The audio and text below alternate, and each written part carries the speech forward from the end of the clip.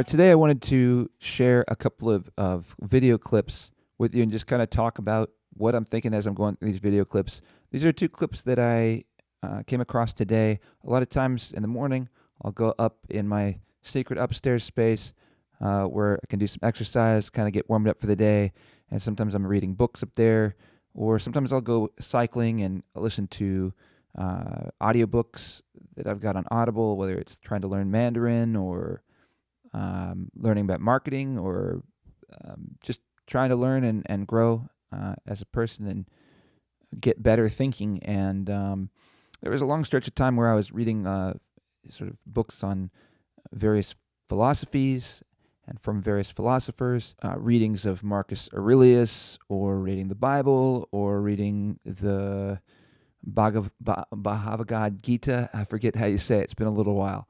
The Bhagavad Gita, the Tao Te Ching, listening to Alan Watts, and there's another guy I'm trying to remember, Terence McKenna, stuff like that. And I thought I'd like to do this, is share some of these things that I come across where, sometimes if you yourself are listening to, different speakers and different thinkers, maybe you listen to them in long form, and that's great. But I thought maybe a value that I'd have to offer is grabbing the little bits or smaller bits that I just think are particularly interesting or worthwhile. And so today I wanted to share one with you from Jordan Peterson, and I'm just going to go ahead and play it right now, and then we'll talk about it. Given that much of our motivations are invisible to us, we're not a crystal pond that we can see into. You have to have some form of delusion about what's going to happen in the future. You're trying your best to see the way that it's going to be, but given that the glass could be half empty or half full, why not have a delusion that's going to be useful to you, one of hope, even in the face and the understanding that things might be difficult and that there's going to be obstacles. There was a line of social psychology that pursued that argument for quite a while, that made the argument that people had to have positive illusions about the future, and that was the fundamental way that people staved off despair and bolstered their self-esteem. But I don't think we need to separate out the distinction between fantasy and delusion. You do have a fantasy about the future. You have to, because like you said, it's not structured. So you have to provisionally map the future. That's what a plan is. Positive That's goal. what a strategy is. Yeah. Right. But that doesn't make it a delusion. Like, it becomes a delusion when the map bears no relationship to the underlying territory. So if you have a strategy for the future, maybe let's say that your strategy for the future, just for the sake of argument, is that you have 5 million YouTube subscribers in 3 years. Well, you have no evidence of the strict sort that that's how it's going to be, because anything could happen between now and 3 years from now, let's say. But there's no reason to call that a delusion. It's one hypothetically possible path of potential. And then you can make the sacrifices necessary to bring that about. So even though it's a fantasy, because it maps something that isn't there, it's not a delusion. It's a delusion when you're ignoring elements of your own experience that would inform your fantasy more effectively. You're ignoring them so that you can live in a positive representation of the future without having to pay the appropriate price for it. The reason I wanted to share this is because I've known a lot of artists. I think maybe the artist mind in general could benefit from just a clear intellectual understanding of a difference between a fantasy or a delusion and a goal.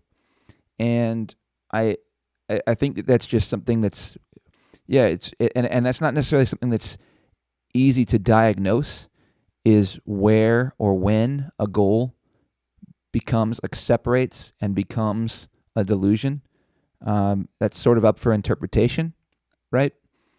But I think it is very clear sometimes where it becomes a delusion. And I know people like this. I've known people like this.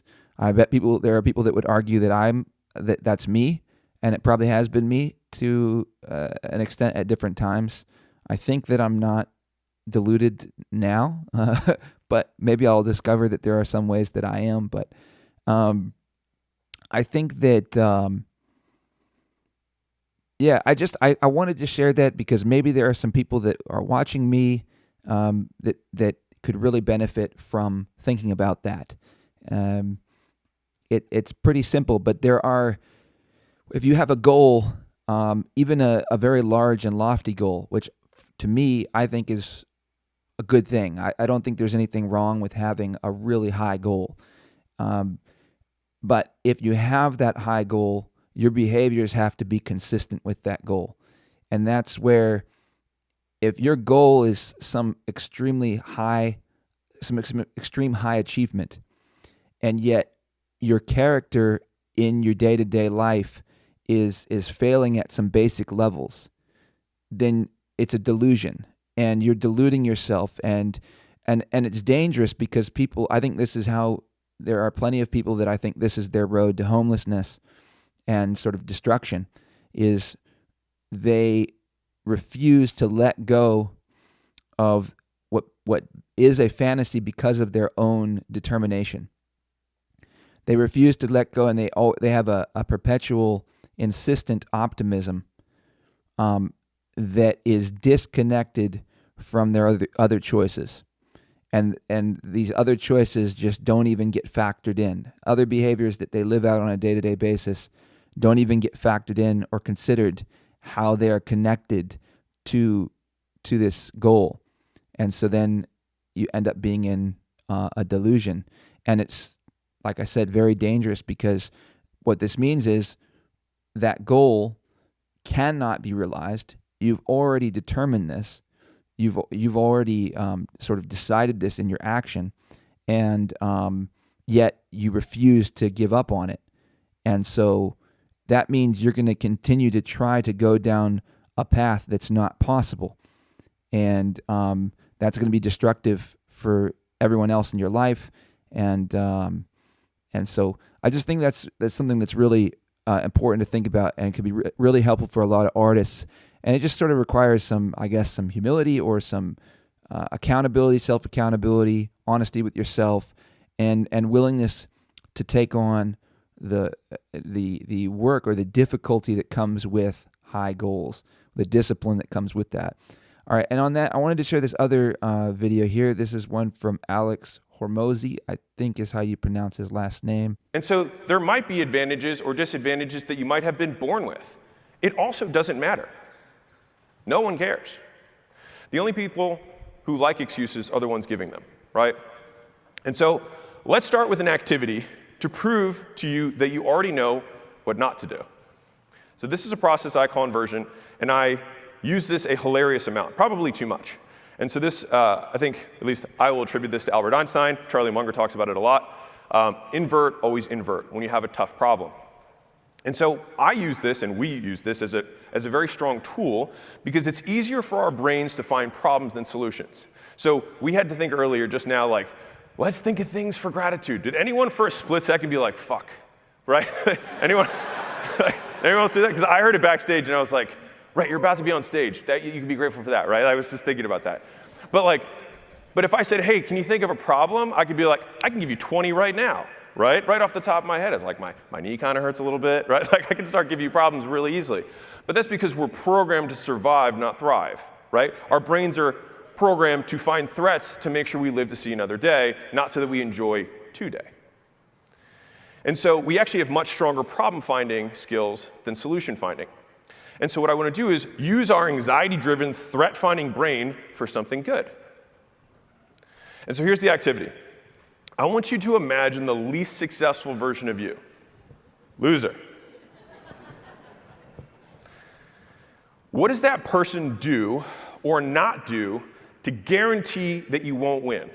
How do they guarantee that you lose? All right, so shout some of these out. Just like, what does that person do to lose? Netflix, okay, I heard that one.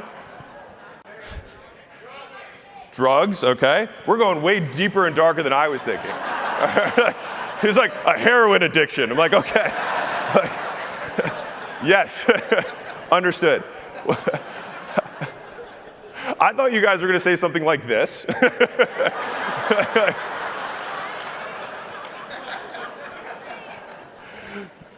Be impatient, show up late, be unprepared, not confident, heroin, we can throw that up there. Being transactional rather than relational with your clients and customers. Don't follow up. Someone's like, hey, I've been thinking about selling my house, and you're like, awesome. And then you just never call them. I've got a friend who might be interested in your services, and you're like, that's a damn shame. Don't advertise, don't ask for referrals, right? These are probably some things that would guarantee that you won't be successful, right? And there's probably more we could add to this list. And so I would encourage you, though, if you really think about this, to really put these things down, because this is genuinely the process that I think about when I want to grow a business, when I want to get into a new endeavor. I think, how can I guarantee that I would lose? Like, what would I, in the fewest moves I could possibly make, what are the fewest things I could do to absolutely guarantee that I lose? And actually, the smaller the list you can make, the more potent those things are. Like, if there's just one thing that you can do to guarantee that you lose, that usually becomes the North Star of how you win. I like that. I think that's pretty So, interesting how do idea. we use these things that our brains came up with to win, right? We invert it. We flip it. And so this is what that would look like. So from impatient goes to patient. Showing late is to always being on time. Being unprepared to being always prepared or over-prepared. Not confident to confident. Transactional to relational. Doesn't follow up to always follows up. To doesn't advertise to advertises constantly. To not asking for referrals to always doing so. Quick story on this. One of our companies had one sales guy who was outperforming the... So I'll pause it there. I think to tag on to that list, once he inverts it, it makes it seem so simple. And I would say that I think this doesn't happen in a vacuum. You know, it's not so simple as I would say it is that simple. That's what I think. But it's not necessarily that easy. Like doing those things when you go from being, he says, you know, one way to tank your business would be to be really impatient. So then that means you need to be patient. Well, what does that really mean exactly, and how difficult really is it to be patient? You know, like in the situations where patience would benefit you, that may just be something that's difficult for you to do for maybe a number of different reasons. And it also may be hard to distinguish when it's the right time to be patient or when you should be more assertive and these kinds of things. So I don't know that patience is the best example. But maybe there's other examples, like I wrote some upstairs down. I'm trying to remember what exactly I wrote. There are some things that, being one of the examples he gave later in the talk was being charismatic. Is it better if you're not charismatic at all? That would maybe tank your business. So it's better to be charismatic. But what does that really mean exactly? And then he goes on to describe, you know, maybe it's difficult for people to understand exactly what it means to be charismatic. Well, he says, well, if you smile more, if you remember people's names, if you engage people, this would make you more charismatic. So that's kind of what it means to be charismatic. So you don't have to think that you can or can't be charismatic. You just need to do these things. So it's simple when you articulate it like that. But the reality is, sometimes it may be difficult for you to want to smile, and there are other aspects other things going on in your life. For example, maybe if you pay any attention to politics and the state of the world and stuff like that, and the way sort of people behave in groups, and genuine concerns about the future of organized civilization and stuff like that, then it could be kind of hard to want to smile all the time, or to offer that authentically. So it's not that you can't do it. I just don't want. I guess I just wanted to be a voice that says you don't need to feel bad if that's a challenge, because I think even some things that may seem simple on the surface can be challenging in more complex ways that are reasonable. And but fundamentally, I think what he's saying is correct. And so if you make that effort and you challenge yourself to be a leader of positivity, and you challenge yourself to be that force in the world and rise to the occasion and offer smiles even when you don't feel like it, and offer kindness and offer these kinds of things. And so in some way be more charismatic. That inversion technique, I think, is a really cool way to really find kind of exactly functional things that you can do that are going to lead to success. And then you just have to find the resolve to do it and the discipline to do it. And that's not necessarily easy. And it is something that he kind of goes into a little bit later, is that maybe it's not so impressive to do that, some of these things, but to do them over a span of a lifetime, that is genuinely very impressive. And so something I wanted to share with you guys. I hope you enjoyed this. If you liked the video, please give it a thumbs up. If there's any speakers, I don't know if there's other videos you'd like me to go through and offer a perspective on, let me know. Or if there's any speakers you'd like to clue me into, please let me know in the comments. Thanks for watching. Peace out. See you in the next.